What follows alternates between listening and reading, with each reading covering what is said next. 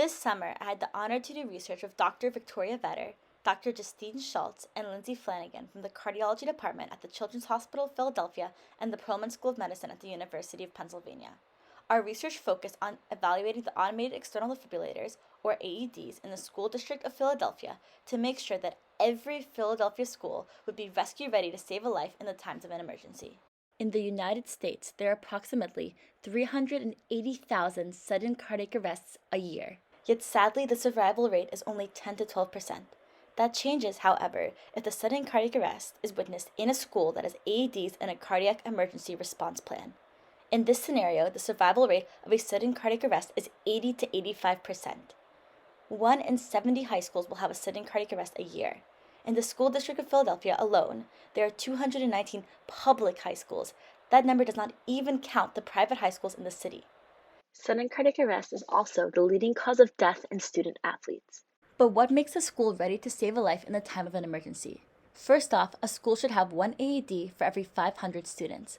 Second, they must ensure that all their AEDs are rescue ready. An AED has 3 main components: the unit itself, the electrode pads, and the battery. A rescue-ready unit must be less than 8 years of age. AED pads and batteries both have an expiration date.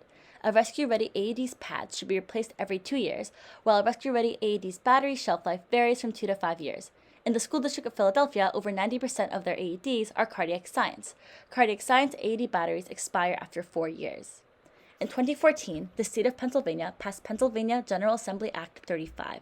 This required all Pennsylvania schools to report the number, condition, age, and placement of their AEDs. We analyzed this data from the School District of Philadelphia in our study. The objective of our study is to assess the AEDs in Philadelphia public schools to ensure that every school can become heart safe and ready to save a life. The study population included 219 schools and their 354 AEDs. The statistical analysis was performed using Stata Statistical Software Release 17. At first glance, the data looks very promising. 99% of schools had at least one AED in the building. 92% of the schools had a sufficient number of AEDs. Although it is recommended that schools have one AED for every 500 students, we calculated whether or not each school had a sufficient amount of AEDs by seeing if they had one AED for every 750 students, giving them a leniency of 250 students. But the story changed when we examined whether the AEDs were rescue ready or not. What used to be 1% of schools having 0 AEDs became 39% of schools having no rescue-ready AEDs. This means that in a time of an emergency, 85 schools would not have a single AED in rescue-ready condition. Only 54% of schools had a sufficient number of rescue-ready AEDs. Out of the 354 AEDs in the School District of Philadelphia, just half of them are rescue-ready. The best way to see the difference between the rescue-ready AEDs and the not rescue-ready AEDs is by using the interactive map we made for our study. Here's a map of all the School District of Philadelphia schools. The green shows the schools that have a sufficient number of AEDs, regardless of whether they are rescue-ready or not. The red shows the schools that have an insufficient number of AEDs. Now, look how the map changes when we factor in whether the AEDs are rescue-ready or not.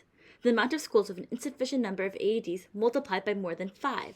This map can also show you the number of AEDs per school versus the number of rescue-ready AEDs per school.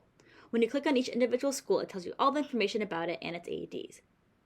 You can use the QR code on the poster to access the map for yourself. This study truly demonstrates the importance of education surrounding long-term maintenance of AEDs.